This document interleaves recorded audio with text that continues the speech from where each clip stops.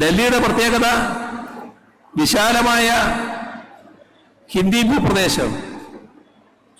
ആ ഹിന്ദി ഭൂപ്രദേശത്ത് ഡൽഹി BJPക്ക് കടക്കാൻ പറ്റാതെ നിൽക്കുകയായിരുന്നു. ദശാബ്ദങ്ങളായി BJPക്ക് അങ്ങോട്ട് കടക്കാൻ പറ്റുന്നില്ല. പക്ഷേ അവിടുത്തെ ഗവൺമെന്റിനെ അസ്ഥിരപ്പെടുത്താൻ BJP ഇതര ഗവൺമെന്റുകൾക്ക് നേരെ കേന്ദ്ര ഗവൺമെന്റ് രാജ്യത്താകെ സ്വീകരിക്കുന്ന സമീപനം ഡൽഹിയിലും സ്വീകരിച്ചു. അത്തരം നീക്കങ്ങൾ നടത്തുന്നതിന് കോൺഗ്രസിന്റെ പിന്തുണ ലഭിച്ചു. അതായത് കോൺഗ്രസ്സാണ് പരാതിക്കാരായിട്ട് വന്നത്. ആ ഗവൺമെന്റിനെതിരെ അഴിമതി ആരോപണം കോൺഗ്രസ് ഉന്നയിക്കുന്നു. ആ അഴിമതി ആരോപണത്തിന്റെ മേലെ കേന്ദ്ര ഏജൻസികൾ ഇടപെടുന്നു. അതിന്റെ ഭാഗമായി ഡൽഹി ഉപമുഖ്യമന്ത്രിയെ ആദ്യം അറസ്റ്റ് ചെയ്യുന്നു.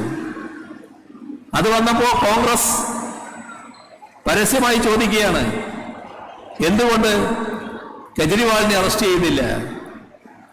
കെജ്രിവാളാണല്ലോ മുഖ്യ പ്രതി. അവിടെ എല്ലാ ഘട്ടത്തിലും BJPയോടൊപ്പം നിൽക്കുന്ന കോൺഗ്രസിനെയാണ് നമുക്ക് കാണാൻ കഴിയുന്നത്.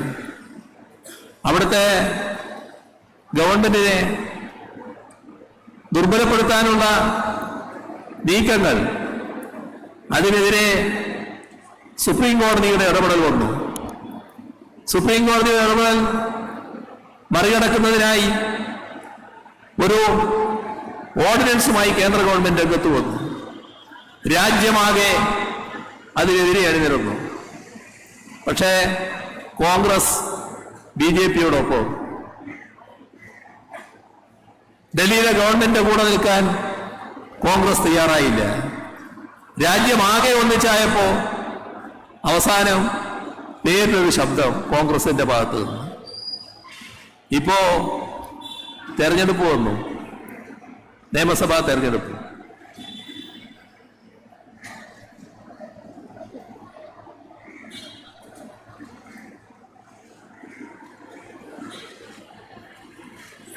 ആ നിയമസഭാ തെരഞ്ഞെടുപ്പില്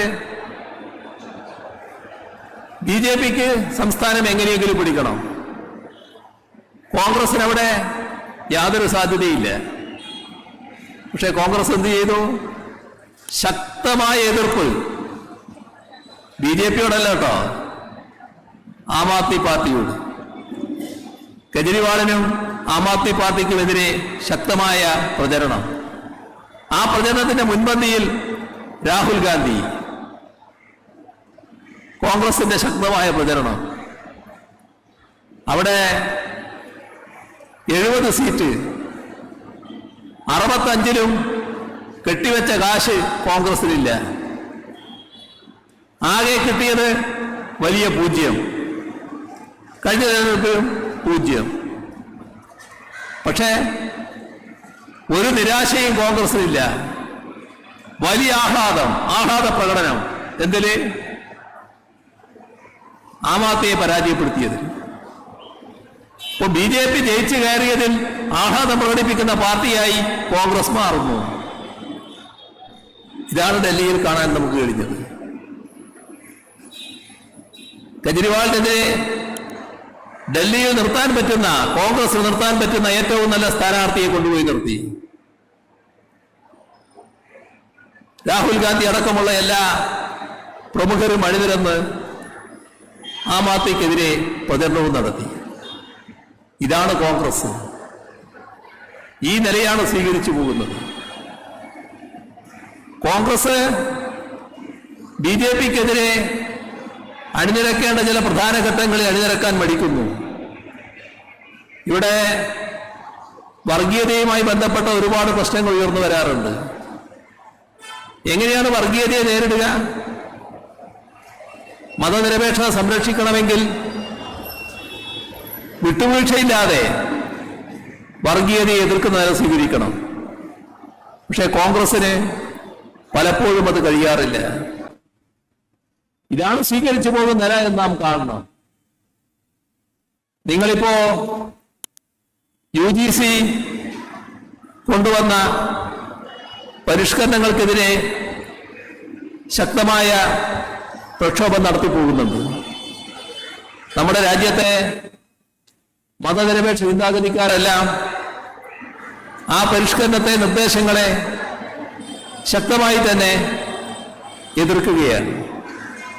അത് നമ്മുടെ യൂണിവേഴ്സിറ്റികളുടെ സ്വതന്ത്ര സ്വഭാവത്തെ ഇല്ലാതാക്കാനാണ് പോകുന്നത്. പൂർണ്ണമായ കാവ്യവൽക്കരണം, വൈസ് ചാൻസലർമാരിലൂടെ യൂണിവേഴ്സിറ്റി ഭരണം സംഘപരിവാറിന്റെ കൈകളിൽ എത്തിക്കാനുള്ള നീക്കങ്ങളാണ് നടക്കുന്നത്. വൈസ് ചാൻസലറെ സംഘപരിവാർ ആഗ്രഹിക്കുന്ന രീതിയിൽ നിയമിക്കുന്നതിനുള്ള നടപടികളാണ് ഉറപ്പുവരുത്തുന്നത്. ആ തരത്തിലുള്ള നടപടികൾ രാജ്യത്തെ വിദ്യാഭ്യാസ മേഖലയ്ക്ക് ഒരു തരത്തിലും ഗുണകരമായിട്ട് ഭവിക്കില്ല. അധ്യാപക നിയമനത്തിലടക്കം തെറ്റായ രീതികൾ സ്വീകരിക്കാനാണ് നിർദ്ദേശം. ശക്തമായ രീതിയിൽ തന്നെ അതിനെതിരെ വിദ്യാഭ്യാസ മേഖലയാകെ ഉണർന്നു പ്രവർത്തിക്കുകയാണ്. മാതൃകാപരമായി നിങ്ങൾ നിലപാട് സ്വീകരിക്കുന്നു എന്നത് അഭിനന്ദനാർഹമായ കാര്യം തന്നെയാണ്. കേരളം ഇതിൽ നിന്നെല്ലാം വ്യത്യസ്തമായി നിൽക്കുകയാണ് എന്നത് നിങ്ങൾക്കറിയാവുന്ന കാര്യമാണ്. അതുകൊണ്ട് തന്നെ കേരളത്തിലും ഇതിൻ്റെയെല്ലാം അനുരണനങ്ങൾ പലതരത്തിൽ ഉണ്ടാകുന്നു എന്നത് നിങ്ങൾ മനസ്സിലാക്കിയിട്ടുള്ള കാര്യങ്ങളാണ്. അതിനെ നേരിട്ടുകൊണ്ടാണ് നാം മുന്നോട്ട് പോകുന്നത്. നമ്മുടെ രാജ്യമെടുത്താൽ കേരളമാണ് ഇന്നത്തെ ഇന്ത്യയിൽ ഒരു ബദൽ നയം മുന്നോട്ട് വെച്ച് പ്രവർത്തിക്കുന്ന സംസ്ഥാനം. എന്താണ് ബദൽ നയം? രാജ്യം നടപ്പാക്കുന്ന ആഗോളവൽക്കരണ നയവും ഉദാരവൽക്കരണ നയവും അതിൽ നിന്ന് വ്യത്യസ്തമായ ബദൽ നയം, അതാണ് കേരളം നടപ്പാക്കുന്നത്. എന്താണ് അതിൻ്റെ അനുഭവം? നമുക്ക് 2011 മുതൽ 2016 വരെ കേരളത്തിലെ UDF സർക്കാരായിരുന്നു ഭരിച്ചിരുന്നത്. ആ കാലയളവിൽ കേന്ദ്രത്തിൽ 2 ഗവൺമെന്റ് ഉണ്ടായി. ആദ്യത്തേത് മൻമോഹൻ സിംഗ് നേതൃത്വം കൊടുത്ത ഗവൺമെന്റ്, രണ്ടാമത്തേത് നരേന്ദ്രമോദി നേതൃത്വം കൊടുത്ത ഗവൺമെന്റ്, ഇവിടെ UDF ഗവൺമെന്റ്. ഈ 3 ഗവൺമെന്റുകളും ഒരേ നയമാണ് നടപ്പാക്കിയിരുന്നത്. ഒരു വ്യത്യാസം ഉണ്ടായിരുന്നില്ല. ആ നയത്തിന്റെ കെടുതി അനുഭവിച്ചവരാണ് നമ്മുടെ കേരളവും കേരളീയരും. എല്ലാ കാര്യങ്ങളിലേക്കും ഇപ്പോൾ കടന്നു പോകുന്നില്ല. പക്ഷേ വിദ്യാഭ്യാസ രംഗം എത്ര കടുത്ത പ്രതിസന്ധിയായിരുന്നു നേരിട്ടത്. ആ കാലത്ത് പൊതുവിദ്യാഭ്യാസ മേഖലയാകെ തകർന്നു പോകുമെന്നാണല്ലോ കണക്കാക്കിയിരുന്നത്. എന്തായിരുന്നു കേരളത്തിലെ അവസ്ഥ? അനാദായകരം എന്ന് പറഞ്ഞുകൊണ്ട് സ്കൂളുകൾ അടച്ചുപൂട്ടുന്ന അവസ്ഥ. ദയാവധത്തിന് കാത്തു നിൽക്കുന്ന 4000-ഓളം സ്കൂളുകൾ കേരളത്തിൽ ആ ഘട്ടത്തിൽ പട്ടിക തയ്യാറാക്കിയിരിക്കുന്നു. കുട്ടികള് ആ സ്ഥാപനങ്ങളിൽ നിന്ന് ഒഴിഞ്ഞു പോകുന്നു. പൊതുവിദ്യാഭ്യാസ സ്ഥാപനങ്ങളിൽ നിന്ന് ഒഴിഞ്ഞു പോകുന്നു. എത്ര? 5 ലക്ഷം കുട്ടികൾ. ഇതായിരുന്നു 2016 അവസ്ഥ. അത് മാറ്റാൻ ആ തെരഞ്ഞെടുപ്പിൽ LDF ജനങ്ങളുടെ മുന്നിൽ പറഞ്ഞു, ഞങ്ങൾ ഈ നില മാറ്റും. അതടക്കമുള്ള കാര്യങ്ങൾ ജനങ്ങൾ മുഖവിലക്കെടുത്തു. LDF-നെ അധികാരത്തിലേറ്റി. ആ പറഞ്ഞ കാര്യങ്ങൾ ഓരോന്നും നടപ്പിലാക്കാനുള്ള ശ്രമമായി. പൊതുവിദ്യാഭ്യാസ മേഖല എടുത്തു നോക്കൂ. പൊതുവിദ്യാഭ്യാസ മേഖല നേരത്തെ ഉള്ള ദയനീയാവസ്ഥയിൽ നിന്ന് മാറിയല്ലോ. ഇന്ന് കേരളത്തിൽ ഏത് ഭാഗത്ത് പോയാലും പൊതുവിദ്യാഭ്യാസ സ്ഥാപനങ്ങൾ മികവിന്റെ കേന്ദ്രങ്ങളായി നിൽക്കുകയാണല്ലോ.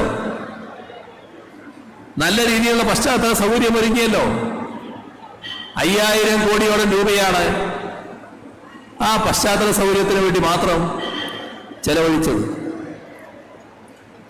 അതോടൊപ്പം ക്ലാസ് മുറികൾ സ്മാർട്ട് ക്ലാസുകളായി, സ്കൂളുകൾ ഹൈടെക്കായി. വലിയ മാറ്റം. ആ മാറ്റം ഏവരും അംഗീകരിക്കുന്നു. 5 ലക്ഷം കൊഴിഞ്ഞുപോയ സ്ഥാനത്ത് 10 ലക്ഷം കുട്ടികൾ പുതുതായി പൊതുവിദ്യാഭ്യാസ സ്ഥാപനങ്ങളിലേക്ക് വരുന്നു. കേരളത്തിലെ വിദ്യാഭ്യാസ മേഖല തകരാതെ പോയത് ഈ ഇടപെടൽ കൊണ്ടല്ലേ? ഒന്ന് സങ്കല്പിച്ചു നോക്കൂ.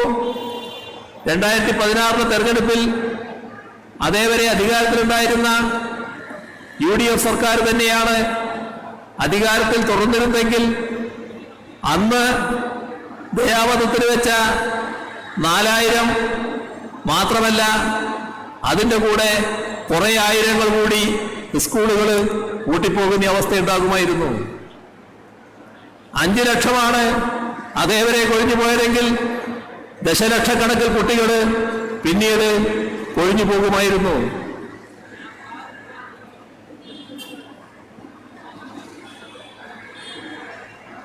ഇതാണ് നമ്മുടെ സാഹചര്യം എന്ന് നാം മനസ്സിലാക്കണം.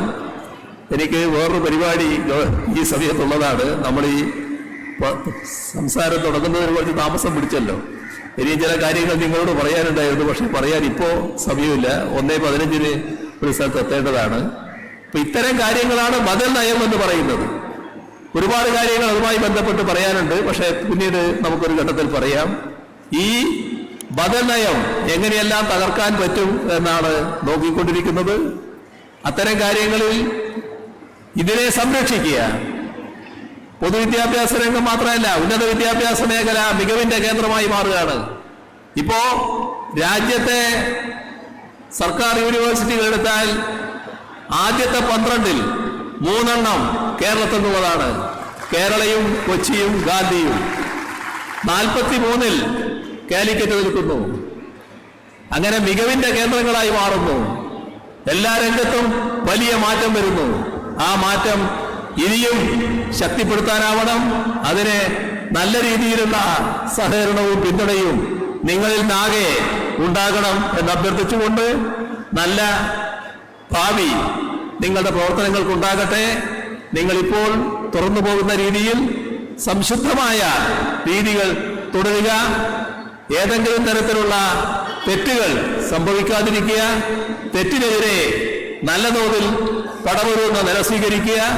അങ്ങനെ SFIയുടെ പ്രത്യേകത കാത്തു സൂക്ഷിക്കാൻ നിങ്ങൾക്ക് കഴിയട്ടെ എന്നുകൂടി ആശംസിച്ചുകൊണ്ട് ഈ സമ്മേളനം ഔപചാരികമായി ഉദ്ഘാടനം ചെയ്ത് അറിയിച്ചുകൊണ്ട് അവസാനിപ്പിക്കുന്നു. നിങ്ങൾക്കെന്റെ സ്നേഹാഭിവാദനങ്ങൾ.